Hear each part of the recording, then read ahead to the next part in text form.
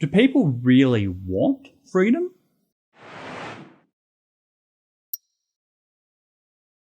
Hello, welcome to Dangerous Policy, a channel aimed at intelligent people wanting to discuss important issues facing life and society. My name is Crispin, and today we're going to examine a core American assumption about universal human nature.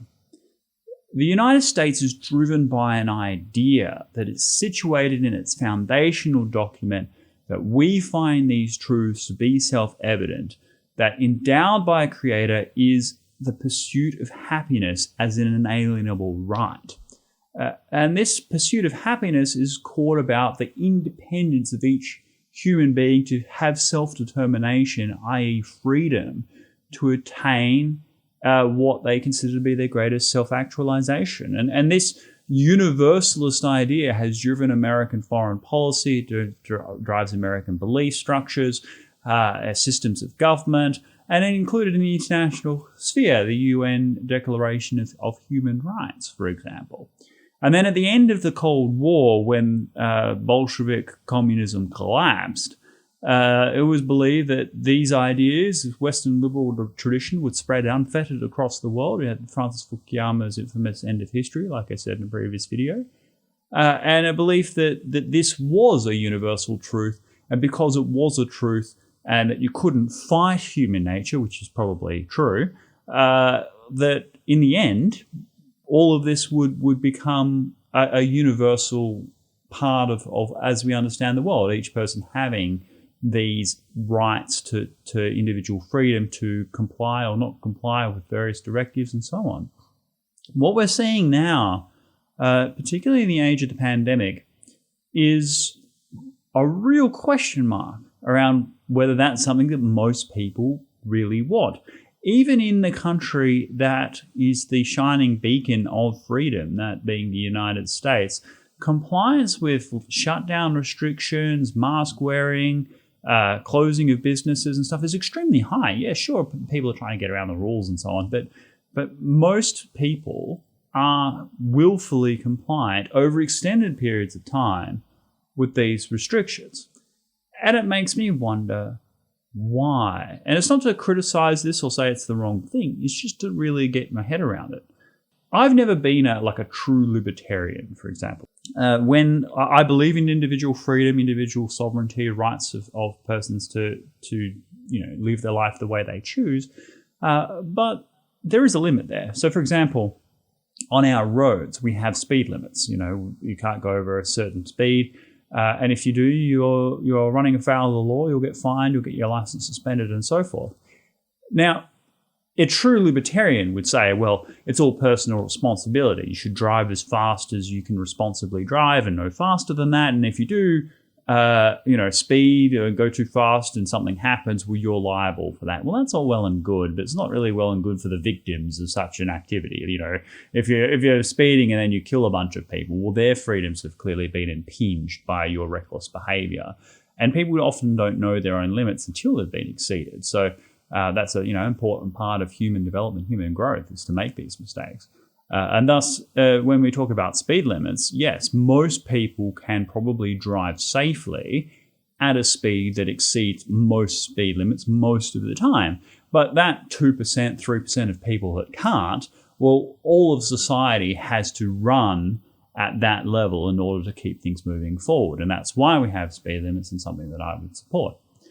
If you were to extend that to sort of COVID restrictions, well, it all depends on your views on the disease. Do you think that the disease is so serious, so deadly, so threatening to Western culture or your own civilization that complete lockdown of the economy to prevent its spread, the shutting down of schools, institutions, the massive rise in unemployment and economic malaise that creates, is all of that justified in order to prevent the spread of the disease?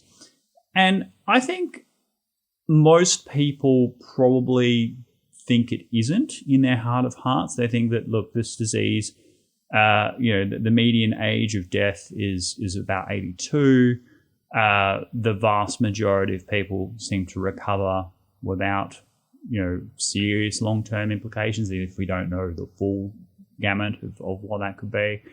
And there is something kind of weird about completely changing civilization to accommodate, a fairly relatively mild disease. When I say mild, I don't mean it's not serious. I mean, like, compared to other major plagues like the bubonic plague, the smallpox, cholera outbreaks, measles, all of these things, polio.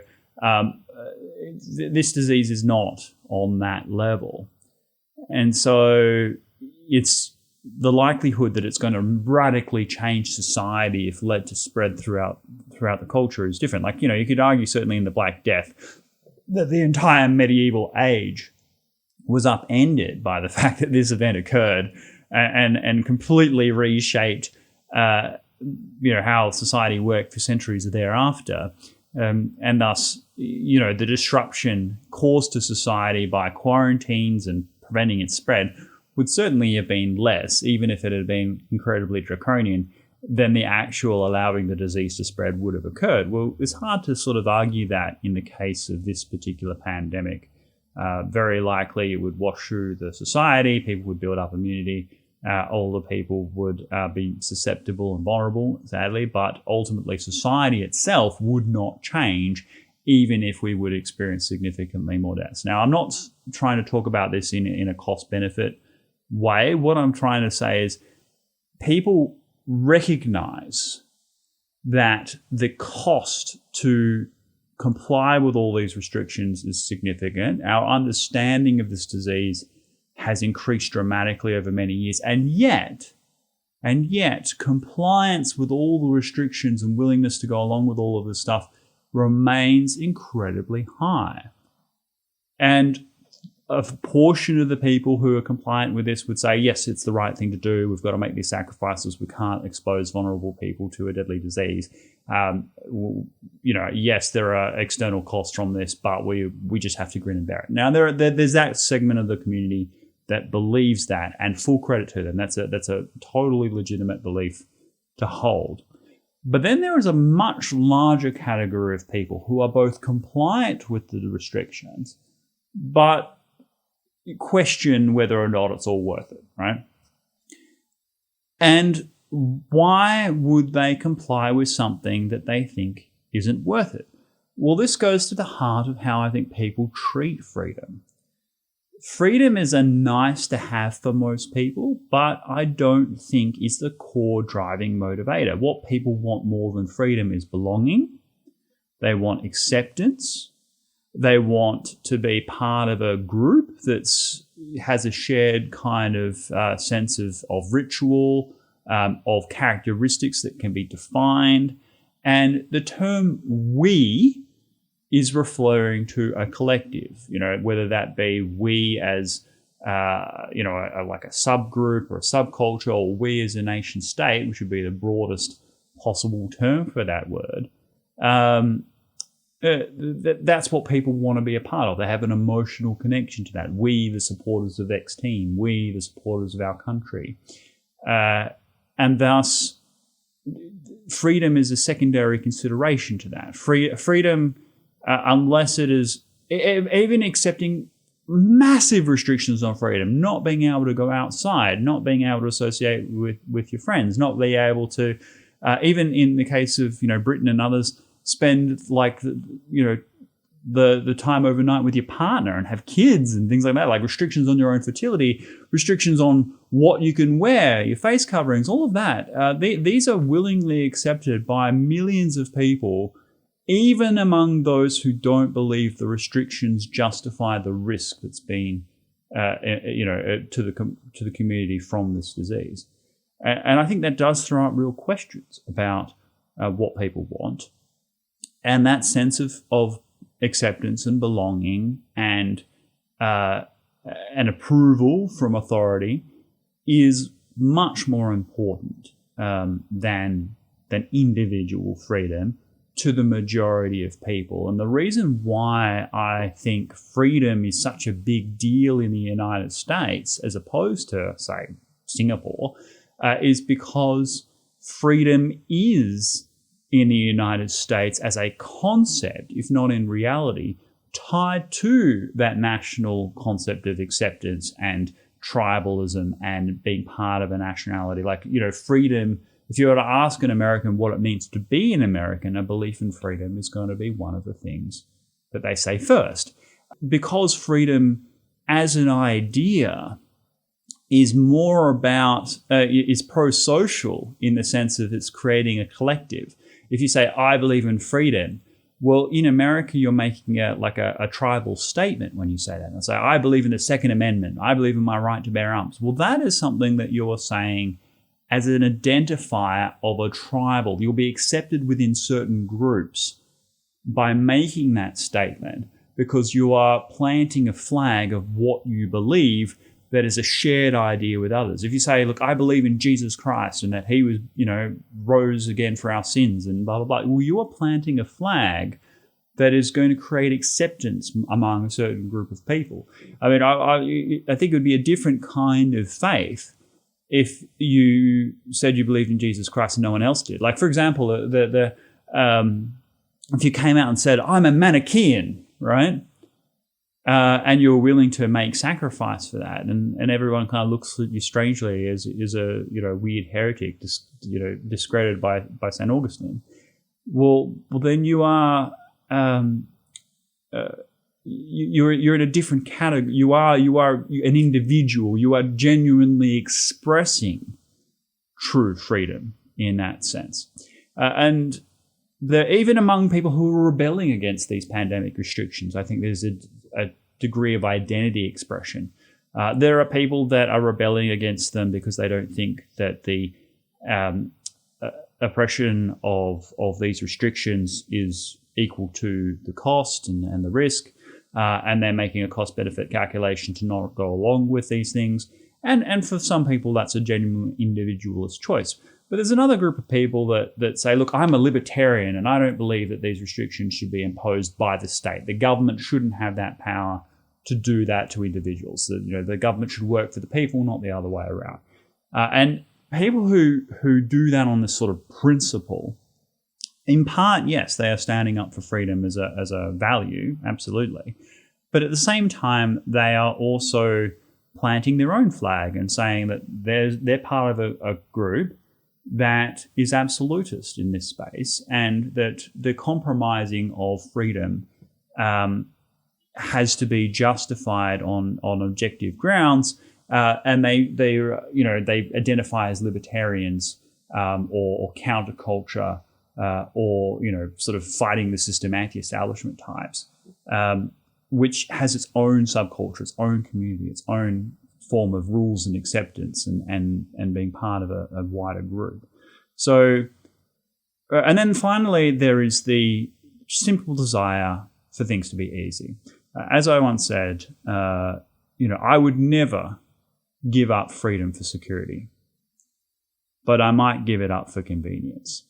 And we are all giving up freedoms every day, not just to the state, but to tech companies who just have complete control over our data, know where we're going, know who we're speaking to, what we say, who we're associating with. All of our financial transactions are being tracked. Things are becoming a cashless society. We are all giving up freedoms every day for the sake of convenience. If freedom was such a great value to us that we didn't want to be dependent on anybody that could just shut us down or cancel us or restrict us in any way, then we would be much more cognizant of and resistant to these kinds of trends. The only kind of exception that I can think of off the top of my head is Germany, where data laws are incredibly restrictive. And the reason for that is because they wanted to rejoin the human race. The National Socialists, the Nazis, use these kinds of tools to track people and categorize them based on their, ethnic purity by their ideology, and that led to an immense amount of suffering. And so the never again kind of factor in Germany has led to a lot of privacy protections. But most countries around the world don't have that experience, thank goodness, and thus is left to individual and collective constituencies to decide where those barriers should be. And I think we've all collectively decided that there are no barriers, that we just give everything away.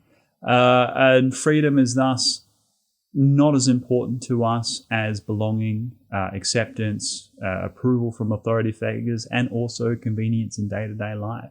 Freedom, perhaps, just isn't that important to us.